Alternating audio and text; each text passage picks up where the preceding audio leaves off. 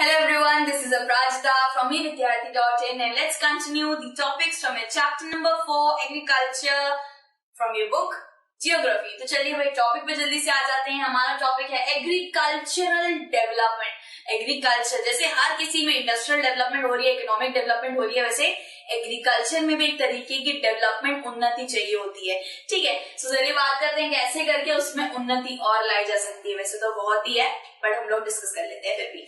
So it is done to increase production to meet the growing demand of the increase population.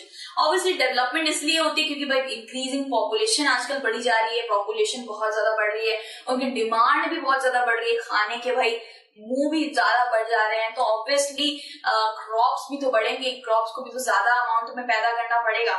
ठीक है, सो इसीलिए agriculture development होना जरूरी है। It can be done by adding irrigation facilities. बढ़िया बढ़िया irrigation facilities को हम ऐड कर सकते हैं। High yielding variety of seeds को हम ऐड कर सकते हैं।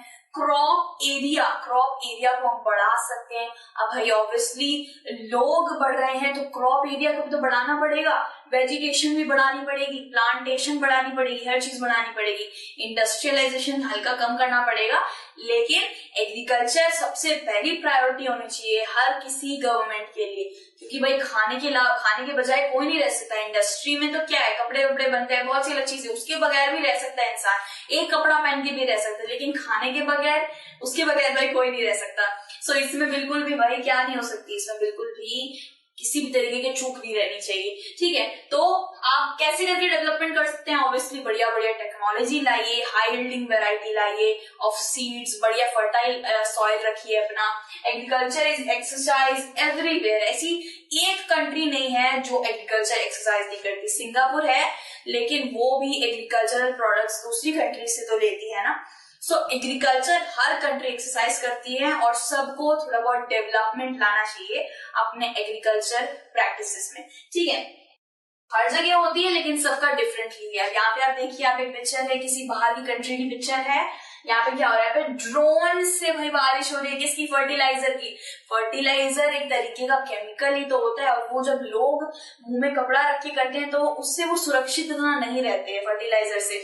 सो बेसिकली एक पर्टिकुलर ड्रोन है, आपने देखा ही होगा ड्रोन क्या होता है, ड्रोन उड़ाया जाता है, तो ड्रोन के अंदर से फर्टिलाइजर स्प्रे हो रहा है। ये बहुत बढ़िया टेक्नोलॉजी लाई गई है। अब तो यूएसए में आप देखिए प्लेन नहीं होता, एरोप्लेन, उधर से फर्टिलाइजर की बारिश करी जाती है। और इंडिया में अभी भी ये टेक्नोलॉजीज कहीं कहीं जगह पे आ गई है, लेकिन फुल्ली आ जाए तो भाई बहुत बढ़िया हो जाएगा। साथ ही साथ इसको चलाया जा रहा है, देखिए लैपटॉप से चलाया जा रहा है, लैपटॉप से चला सकते हैं आप, उसके अलग रिमोट आते हैं उससे चला सकते हैं। इससे बेसिकली क्या होगा कि इंसान भी सुरक्षित रहेगा और काम भी जल्दी जल्दी होगा। एक इंसान तो पर्टिकुलर धीरे धीरे चल के फर्टिलाइजर डालता है ना, अच्छे डिस्ट्रीब्यूशन के लिए, लेकिन जब ड्रोन डालेगा तो एकदम श्यूं करके ड्रोन डालते डालते जाएगा और बहुत जल्दी टाइम कंज्यूमिंग है, टाइम बहुत जल्दी बचेगा। ठीक है, और फिर आ जाता है, यहाँ पे बात आ जाती है कि यूएसए की बात आ जाती है और इंडिया की बात आ जाती है। बाकी के जितने टॉपिक्स है ना उसमें यही है कि यूएसए में कैसे करके एग्रीकल्चर होता है और इंडिया में कैसे करके एग्रीकल्चर होता है। यूएसए डेवलप्ड कंट्री है, डेवलप हो चुकी है वो, और इंडिया डेवलपिंग कंट्री है, अंडर डेवलप नहीं है, डेवलपिंग यानी कि प्रगति पे है, अच्छे करता जा रहा है वो हर चीज। ठीक है, सो एग्रीकल्चर डेवलपमेंट हर तरीके से हो सकती है, बस दिमाग चाहिए और एक अच्छा आइडिया चाहिए उसके पीछे। सो बाकी के टॉपिक्स हम नेक्स्ट वीडियो में कंटिन्यू करेंगे। Till then take care, bye bye.